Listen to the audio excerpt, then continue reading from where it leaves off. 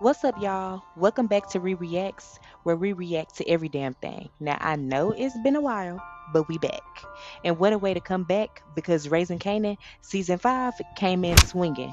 This episode definitely gave us answers we've been waiting years for. Introduced one of the most anticipated characters in the damn Power universe and set the stage for what could be an all-out war between a mother and her son. By the end of this episode, one thing became very clear. The Kanan we met in power didn't happen overnight. We're watching the birth of that monster right before our eyes. So let's go ahead and break it all down. This is my review of Raising Kanan Season 5, Episode 1.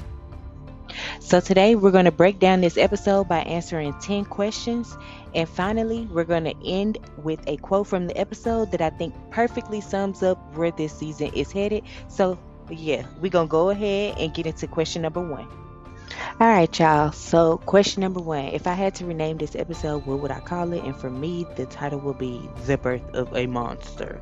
Now, hear me out, because when I finished this episode, the first thing that came to my mind was not Breeze, it wasn't Unique, and it definitely was not Rock. The person that I kept thinking about was Kanan, and the reason why is because every season we just get a little bit closer to the Kanan that we met in Power, and y'all definitely remember that Kanan. He was ruthless, manipulative, he ain't trust nobody, and he definitely didn't have a problem doing whatever needed to be done to get what he wanted. So now we know where he ended up, which was dead. But what Raising Kanan has always done so well with the show was showed us how he got there.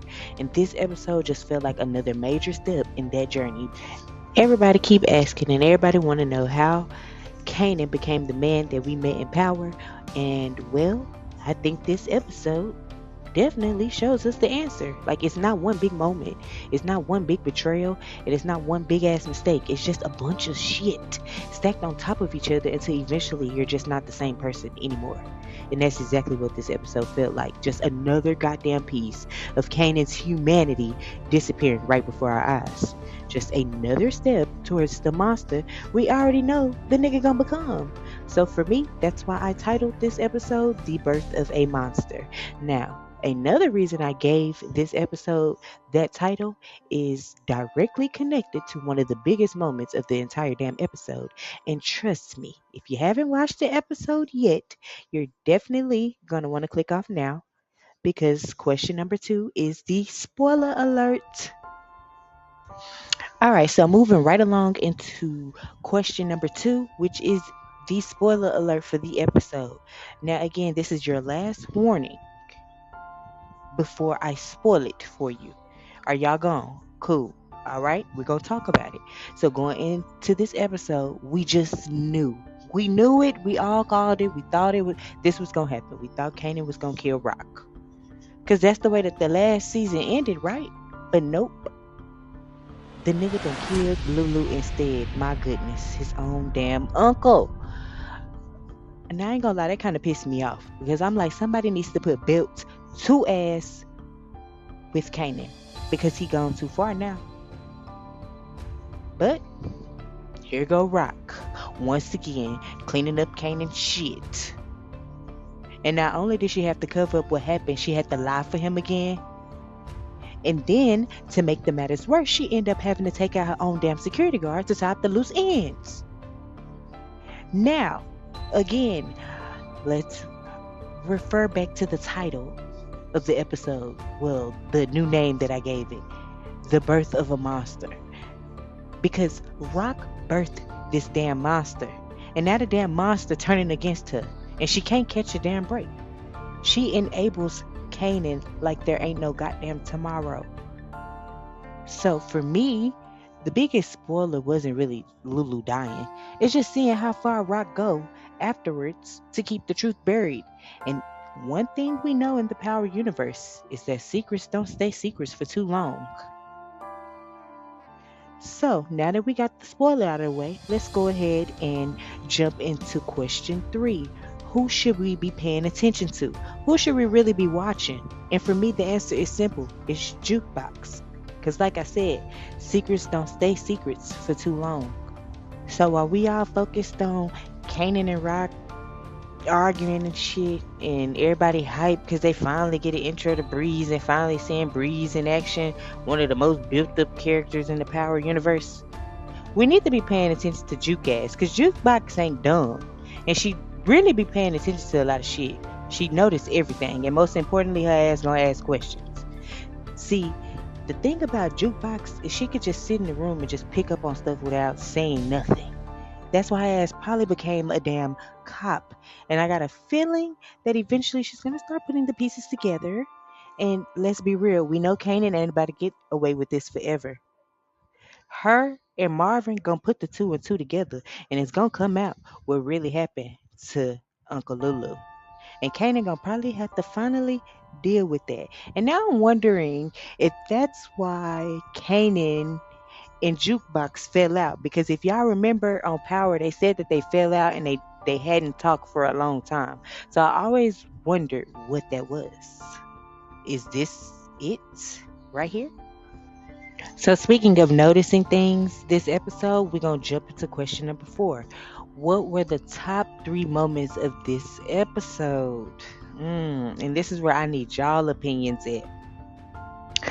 Okay, so what were the top 3 moments of the episode? Now this episode did have a lot going on. It was real good to me, honestly. But these were the 3 moments that stood out to me the most. Moment number 1 being Breeze finally arrives. Power fanatics have been waiting on Breeze for what it feels like freaking forever. Every season, where Breeze at? Is this Breeze? Is that Breeze? This Breeze about to show up now? Like no, like goddamn, he gonna come when he come, and now he finally came. He's here now. So finally, we're introduced to him, which was a huge moment, not only because of who he is, but because of what he represents. Anybody who knows the Power universe knows Breeze is a major piece of Kanan's story, and I'm interested to see how much influence he's going to have moving forward. So yeah, they introduced Breeze, they showed us how crazy and ruthless he is. So yeah, Breeze is here, you guys. Moment number 2, the war between Raq and Kanan. These two are officially headed towards a major collision. Every scene they had together, it was tense. You can cut it with a damn butter knife. Like, you could tell they don't trust each other no more. And honestly, I don't think either one of them know how to fix it. Raq keeps trying to protect Kanan, or what she thinks protects Kanan, and Kanan just keep pulling further away from Raq. He don't see it as protection, and at this point it just feels less like mother and son and more like 2 people preparing for war. All right, so the last top moment number 3, I would say, is Breeze, Kanan, and Unique forming that connection. This right here might end up being the most important of the storyline this entire season, because these 3 together is going to cause a lot of trouble. I don't know. I just feel like the chemistry there, they're going to respect each other, and there's potential for a lot of damage. Like anytime you got 3 strong personalities moving in the same direction, something big is about to happen. And I got a feeling this alliance is just going to shake up a lot of things before the season even really get started. Like episode 2, we're going to see something from this connection, and I'm all here for it. So the top 3 moments in this episode, I would say the introduction of Breeze, because that was important, the growing war between Raq and Kanan, and the connection forming between Breeze, Kanan, and Unique. Now, speaking of things that had me looking at my TV crazy, let's get into question number 5. What was the biggest shock of the episode? All right, so question number 5, what was the biggest shock of the episode? And for me, the biggest shock was how cold Kanan was after Lulu died. Like, the biggest shock was definitely not Lulu dying. It was, to me, Kanan's reaction. Or should I say lack of reaction. Like, he didn't seem sad. Kanan ain't seem guilty. Kanan was definitely the epitome of unbothered. And that really stood out to me because, again, the birth of a monster. Because the Kanan we met in Power was very cold-hearted, and that's what showed up in this episode. After watching it, we're starting to see exactly how Kanan got that way. Like Raq have pushed Kanan way too far. And now, speaking of Kanan being cold, let's go ahead and get into question number 6. What was crazy work in this episode? Like, question number 6. What made me look at the screen and say, damn, now that's crazy right there? Is the fact that Kanan killed his own uncle, right? But Unique is the one taking the blame for it. But not only is Unique innocent, he's also Kanan's new business partner. Now, how that's gonna work?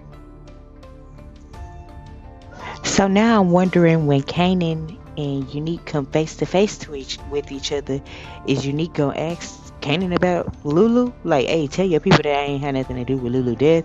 And how is Kanan gonna respond to that? And then what's gonna happen when Marvin and Jukebox find out that Unique not the one who did it? Because then the next question becomes, who did? And that's when I think they're going to start connecting all of the dots. Because remember, Lulu called Juke when he was on his way to, what is her name? Kanan Mama house. So yeah, that's kind of crazy that you kill your uncle, and now your uncle death getting pinned on your new damn business partner. So this better not mess up the chemistry that they finna have, or this dynamic that's finna start, because I think that it's going to be something great, because they three powerful characters: him, Breeze, and Unique. All right, question number 7. What was the lesson in this episode? And for me, I think we can go with, the people who love you the most can also be the same people that contribute to your own self-destruction. Because we already know Raq loves Kanan more than any damn thing in this world, but every time she protects his ass from the consequences of his actions, she's helping create the very person she's afraid of him becoming. Like, sometimes love is just not enough, because she's mixing it with control, she's mixing it with secrets and very bad decisions, and it created a monster, Kanan. So speaking of bad decisions, I think every bad decision that Raq has decided has led us to question number 8. What are my predictions? And I have 2. First, I think that this is pretty much, as we know and as we can obviously see, this is going to continue to be the downfall of Raq and Kanan's power move. What makes Kanan Stark the man that he was in power? That's what we're going to see this season. The ending conversation between Kanan and Raq at the end of the episode told me everything that I needed to know. They headed towards a head-on crash, and it's going to be big. They have to go out with a bang. This is the final season. Like, come on, make it good. Courtney Kemp, she's a dope-ass writer, so we know she's going to give it all she got this season. And number 2, I think that Jukebox is definitely going to be the one to piece everything together. The more questions she starts asking, the harder it's going to be for Kanan to keep the truth buried. But I also think that Kanan really don't give a fuck if they find out, because he was very heartless and unbothered this episode. And once Juke starts connecting the dots, all hell might break loose. So let's see where this episode lands overall. And that brings us to question number 9. What are we rating this episode 1 through 10? So what would I rate this episode? And I think I would be giving this episode an 8.5 out of 10.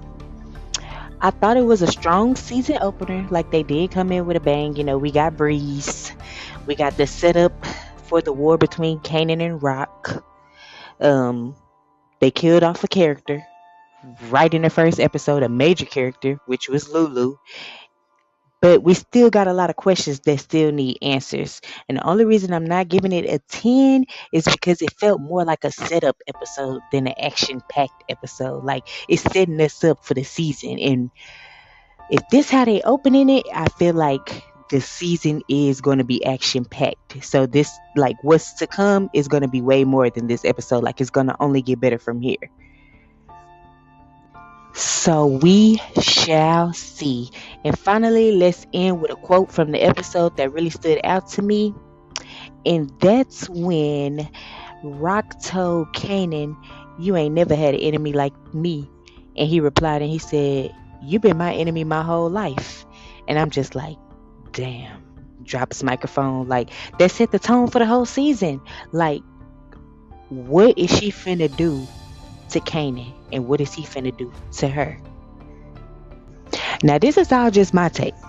I do want to hear from y'all in the comments. What do y'all rate this episode? Do y'all think Jukebox is going to figure out the truth? And how soon do y'all think that she going to figure it out? And also, do y'all think that this season ends with an all-out war between Raq and Kanan? Drop your thoughts down in the comments because I read every single one of them. And if you enjoyed this review, make sure you hit that like button, subscribe, and turn on your notifications because we got the whole season to get through. And if Raising Kanan keeps giving us episodes like this, we gonna have a lot to talk about. So until next time, this is Reactz, where we react to every damn thing.